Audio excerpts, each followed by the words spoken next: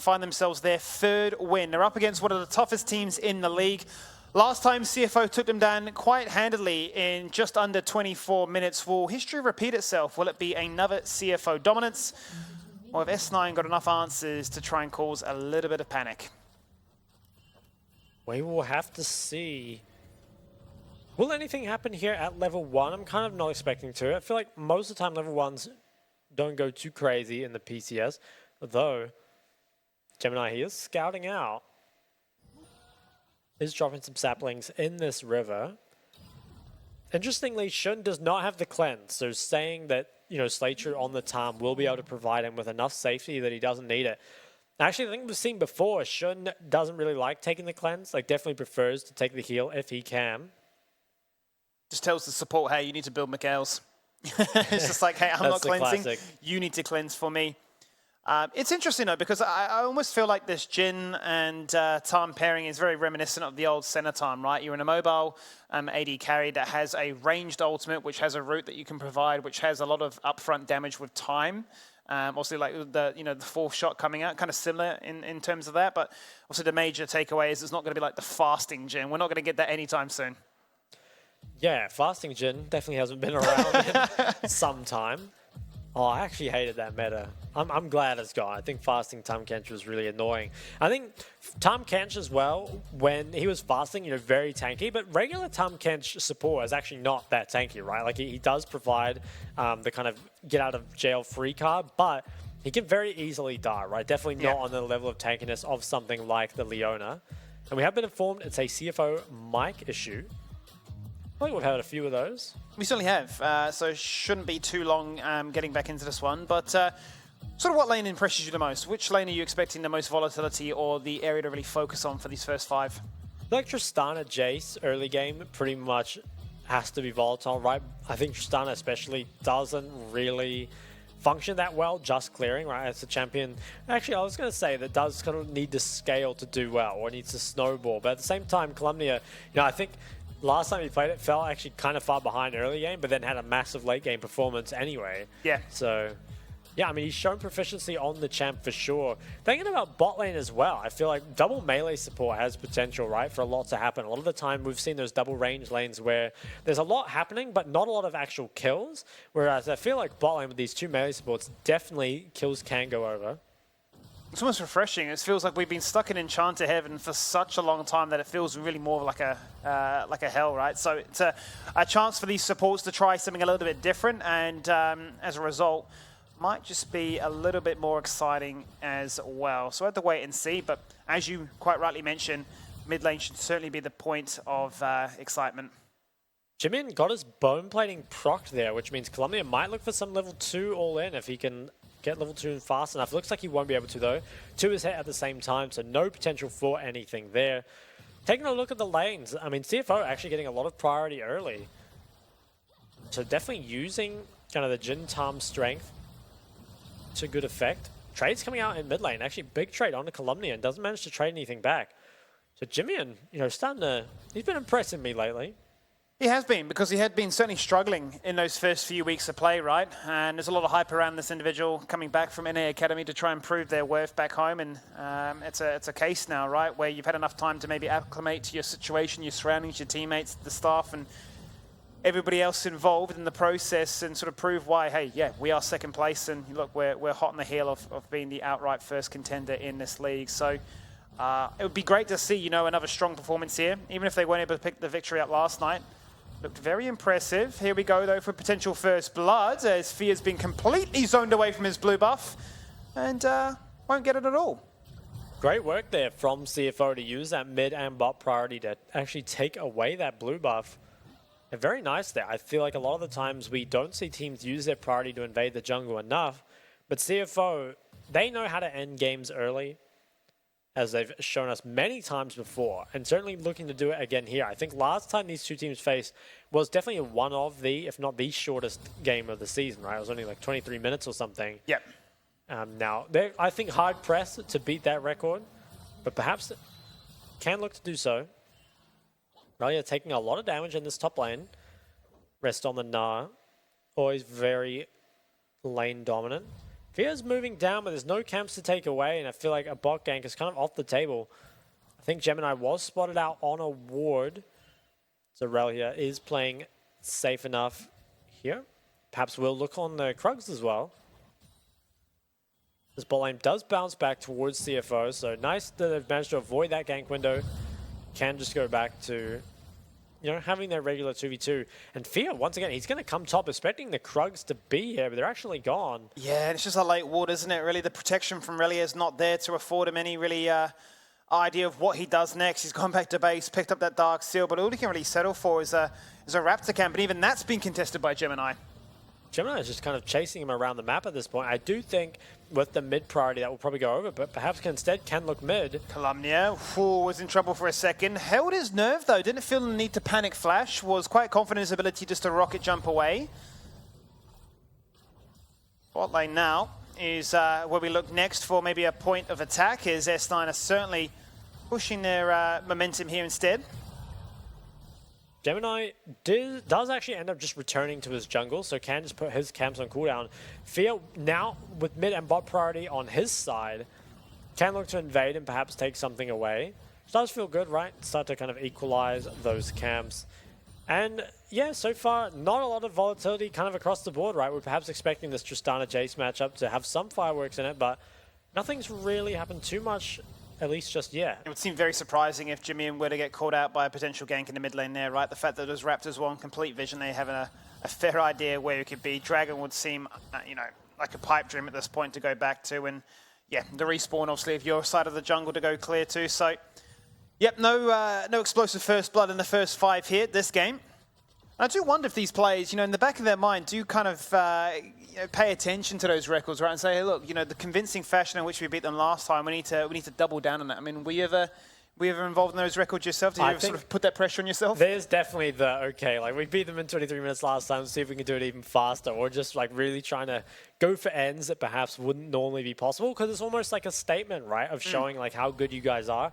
It's definitely something to think about. Something also worth thinking about is that Varus is going for the poke build, but hold that thought, could be caught out of position. The flash comes through. It is, yeah, it's the flash Zenith Blade, and with the Glacial Augment, where are you to run away, Shun? You don't have the protection of a Tarm Kench. When Tarm roams, you die. And first blood picked up here for YJY. I think that's the perfect target to get it at this point in the game, is going to poke Varus. Does need to get ahead. Now, the thing I like a bit more about the poke Varus this game is there isn't that sustain, right? Jhin is not an ADC that builds lifesteal. Tarm is not the sustain that Nami normally brings. So I think it is going to function a lot better this game. And on top of that, you have great Baron DPS with the Tristana and the Camille. So I think it makes a lot more sense this game. I'm not going to be a poke Varus hater. Actually, I think I'm going to be an enjoyer of this game. Yeah, I think also if it is to be a 1v1 where, you know, both tank supports go for a roam, I think you still are, you know, a YJY believer that the Varus should still be able to hold their own. Right? They've got more damage, more range, more engaged than you, that you almost have to show a lot of respect as the Jhin, and even more so now that you've fallen victim to that first gank. And I think Shun, with no cleanse, definitely was more vulnerable in that gank, right? He ended up healing, but it was kind of to no avail. I think perhaps if had the cleanse, could have flash cleansed, maybe got out of there, but was ultimately just caught a bit too far up. But CFO, with their bot and mid priority, looks like they are going to take away this first dragon of the game, but definitely not the level of dominance that we saw over S9 in this previous match between these two teams.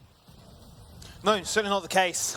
It was first blood for CFO last time these teams met, and it was a pretty big shutout. I mean, the only thing that S9 were able to pick up in that game was a single Herald. Otherwise, everything belonged to CFO.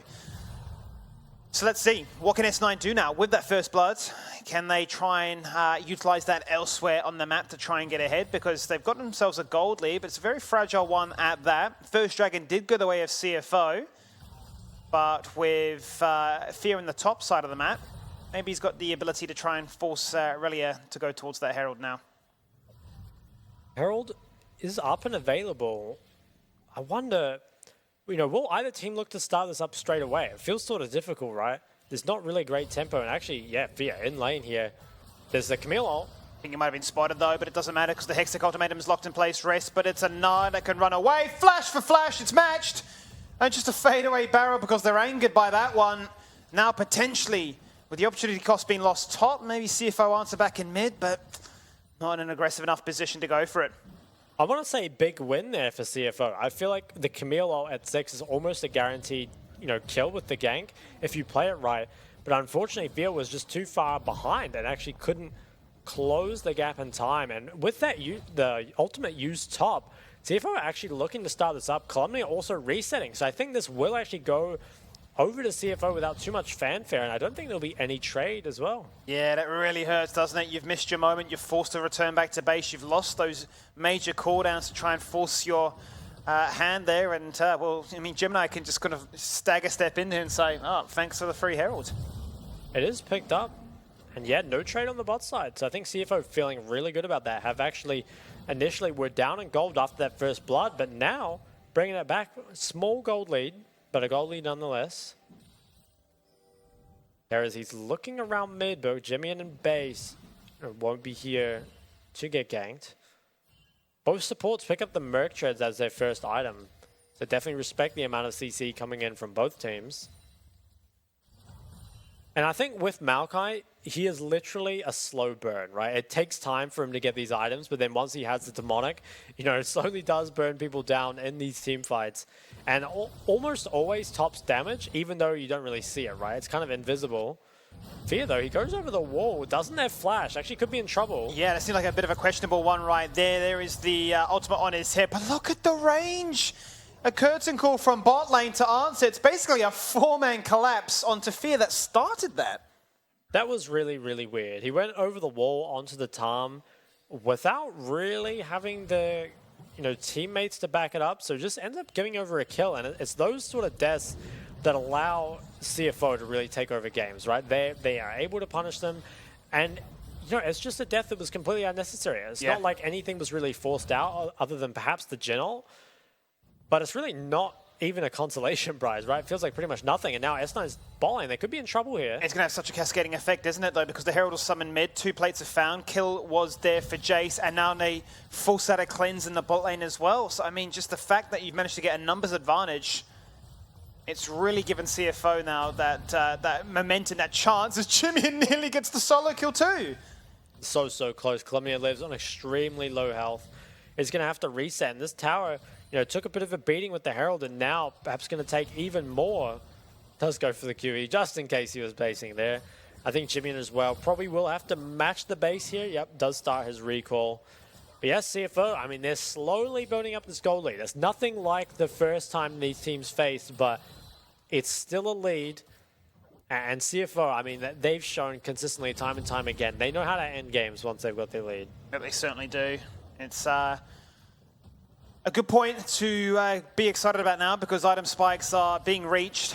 The Ghost Blade is there for YJY's poke style Varus, but the Demonic Embrace has now come online there for Gemini, right? So the fact is that this Maokai is going to become a bit of a nuisance, and much like we've seen already, you can focus them, but if they manage to cycle through their entire toolkit, it kind of feels like a waste of time to take them to Maokai. The job's already been done.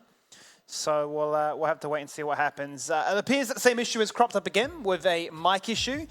So a slight delay as we continue to swan in, but 12 minutes in, what has been your impression? Well, I think the CFO, they're kind of getting those incremental leads, and it's yet to really convert into anything more, but it is just hard to snowball super hard in the early game. They're getting what they want, though, right? They got the drag. They're, I'd say, winning in all 3 lanes at the moment, even if it's only by small amounts.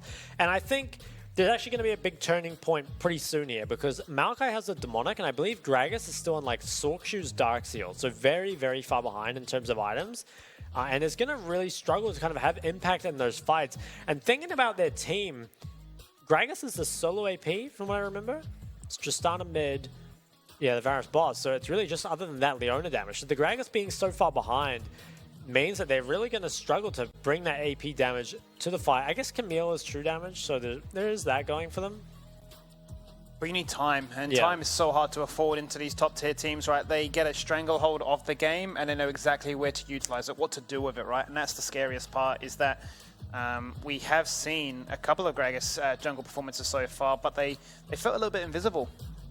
Yeah, I don't think they've ever really found the same impact that we expect out of the meta junglers, kind of those 5 that we normally see, the Elise Maokai, as well as the Sedge, Wukong, and Vi. Feels like those ones are just a cut above the rest, and the Gragas, Yeah, I've yet to see it be impactful in jungle. It looks really good in the solo lanes, though.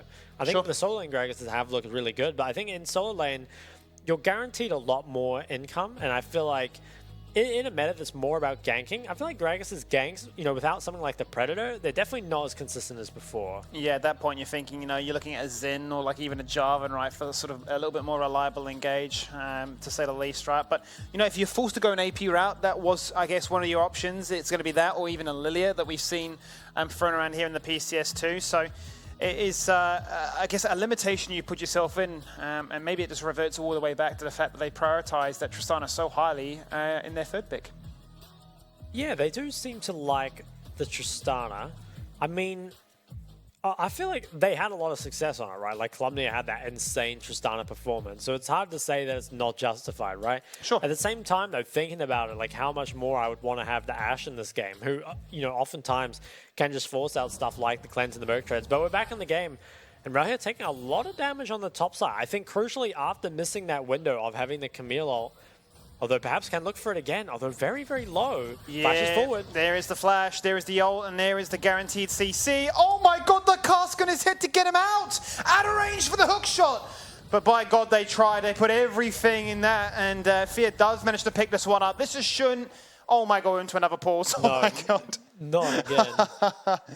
This is Shun.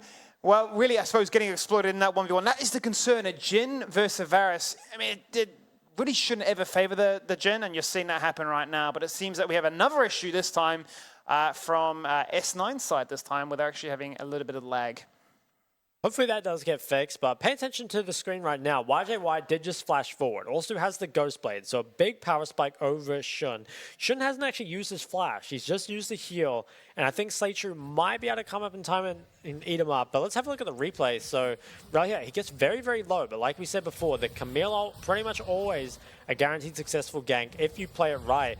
The casket is questionable, to say the least, but they secure the kill. That's what matters. Rest, I think. He's cracking up thinking, I was so lucky to living there. Yeah, so close indeed. But I think you've hit the nail on the head, right, with that potential next play that we're going to come out of the pause from. You're going to be able to potentially flash into the Devour off the Tahm Kench.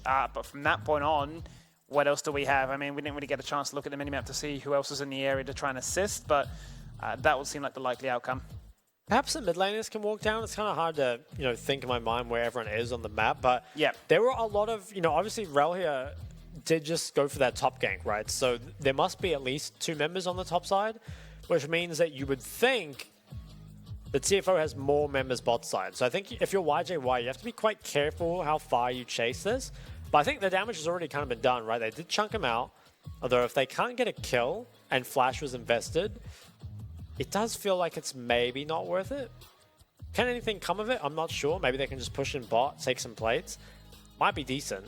But overall, I think S9 showing a lot more life than they did the first time they versed CFO and just kind of fell over completely. Oh, no, absolutely. I mean, this time at 15 minutes, they were down about 5k, soon to be 6 in gold. So it's a really promising sign to see that they are answering back. And like you mentioned as well, coming into this one, having taken down some big teams already, there's promise in seeing them really contest, the top of the table. So I'm excited to see if this game were to go to distance, right? If it's not to be a 23-minute blasting, can you look to try and do what you did against, Beyond Gaming, which is like, what, a 40-minute game, which you end up coming out ahead? It's good to see, right, that the bottom and top teams, obviously there's a big difference between them, right? But it's not so big that the game is just completely unplayable. It looks like Shun was forced to flash. Devour was held, though. That's interesting enough. Yeah, okay. I'll actually wonder what happened there. But we'll never know. Ralhia is going to go for that reset. The creeps are after him, though. Cancelled him a few times.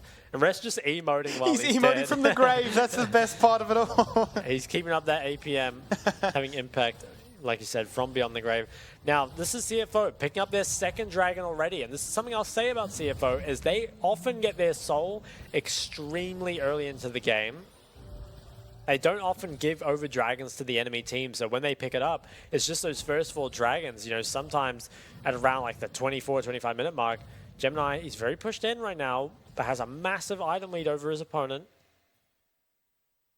CFO, the gold lead's not big, but I think the 2 dragons are pretty important, right? Especially if they continue to stack those up. Yeah, absolutely. I mean, that's a potential 23-minute soul point, which is huge if they can play on pace as they have been so far. A lot of members committing to this bot lane. 4 in the area to be specific. Nature's Grasp comes out the zone away, and Keros is run down, isolated himself from the team. Solarflare goes out, Zenithblade to follow. Calumnia trying to go for the one-shot so far, but Slaytrue gets a big meaty shield. And they've got a 4-man blast cone to run away. They do get out with their lives. I feel like the ult there from Gemini wasn't particularly inspiring. I think maybe if it's angled a little differently, actually could have killed YJY, who did not have flash or cleanse. And also the Slaytrue, I mean, when he ate up the Maokai, the shield was huge, right? You kind of forget that about Tom. We haven't seen him in a while. Trade's coming down here with the Divine Sundra completed already. Rest is going to have some trouble here. And I feel like I always see Rest in this position where he's had a lot of pressure put towards him and is slightly behind, but always ends up coming back and having so much impact on the game. Absolutely. Yeah, I think he's fairly unshakable from what I've witnessed so far, which is huge, especially if you are always on the receiving end of a lot of targeting. So let's see where else the team can look to try and find strength from them, because Year's opting for the coal, right? 54 stacks to go, so we'll certainly hit a point where Relia feels a little bit more threatened by his ability to outplay. But those mythic items are starting to come across the board now, right? Kraken Slayer matched by the Eclipse in the mid lane, and that's really been the most interesting part, right? It's been stable, it's not been explosive, as has been Calumnia's playstyle for Tristana in laning phase, but I guess we've seen it come before where once team fights are out, that's when they go really wild with it.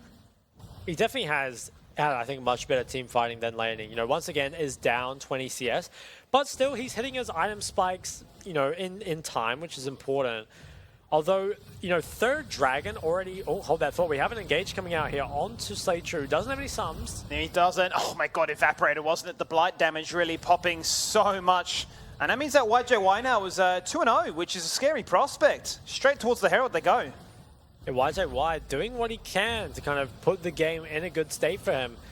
I think CFO might still contest this, though. They have reasonable poke. The TP comes in. Curtain call to start things off. Nature's Grasp to lock them in place. The eye will be picked up, but they're not going to get out for free. 4th shot goes through. Fear and trouble. The cask actually brings them in.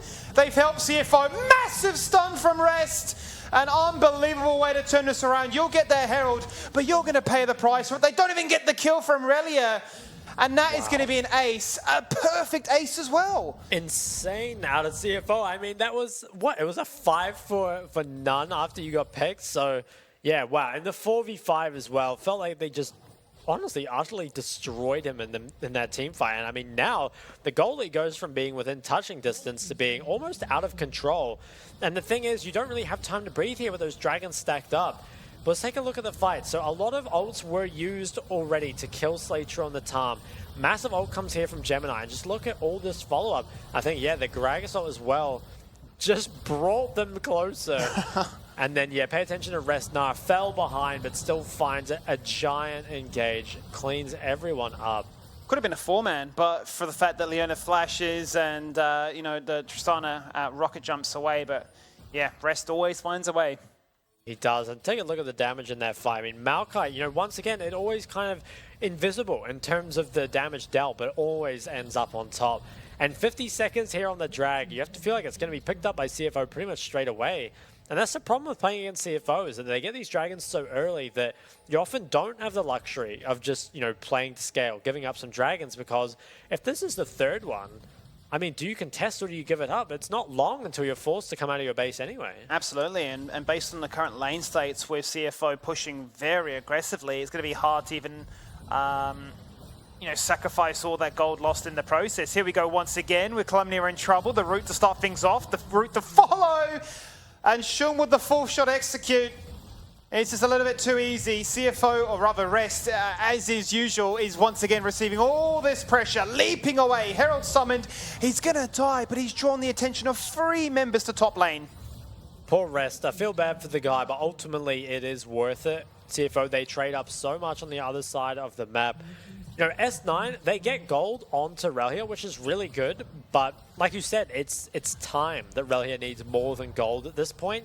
And I think even though you get top tower, I mean, it's a massive gold injection into Rel here, but I'm honestly not sure it matters. I think you're kind of too far behind at this point for Camille to become a legitimate win condition. If you give her another 20 minutes, sure, but where can you find that time with third drag already going over to CFO? As Gemini slowly slows it down. Yeah, absolutely. I mean, yeah, the saving grace, or the silver lining more than anything for S9 will be the fact that you've got a kill, you've got 2 turrets, and you've got a little bit of value taken out of that disastrous Herald acquisition. But CFO, I don't think really care. They've managed to get their third dragon, as you just saw. They've got themselves at a point where, well, next dragon we win, you need more time, you don't have that time. 5 minutes, you need to be playing out of your mind now. I have to agree, and I think as well, like you said, like the Herald trade is basically as good as you get there, right? Like you trade up so much gold into Rel here, but like you said, CFO, they just don't care. They say to rest, all right, mate, good luck up there. Just kind of leave him on the island and see what he can get done. S9, they're actually still looking for more. Perhaps it's Jimmy that's the victim this time. He's going to show on the wave. Gemini is in the area, though, and a successful counter gank could dash S9's hopes and dreams. Will they still commit onto Jimmy? And I think they will. They will. There's the phase check. Zenith Blade into the Solar Flare. There's a lot of CC overlap with the Hextech Ultimatum as well. It's a little bit too easy. Actually gets taken by the Smite. Oh, my God. Jimmy treated like he's a minion so far now. Gemini jumps in with the massive Bramble Smash. Curtain calls coming on through, but it's not enough to execute. As they look to try and find those targets now. 1, 2, and make it 3. Oh, he just burns the Demonic Embrace instead. There's the root as well. And surely now, with the heal and the bouncing bomb, it looked like it was a foregone conclusion. But everybody's so fragile. Wow, so many flashes used as well. And just a huge amount of damage put out from Shun's Jin. Rest flashes forward. He takes another. I think he actually gets both here, right? There's no easy sums. double. Very easy double. Yeah. The observers zoom in because they say, watch this in HD.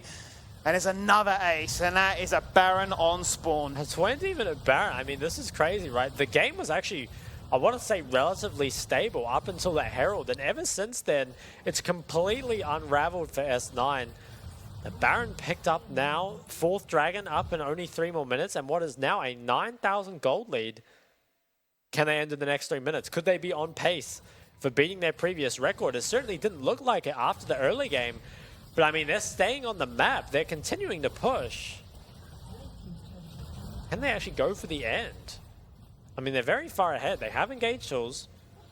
They got some pretty good siege, don't they? Right, with the amount of range poke they have, so they can kind of just push their way into the space with not much of a contest. The wave clear certainly is strong enough to deter them of that. So they walk in and say, we will be taking this inhibitor, and there's not really much you can do in response.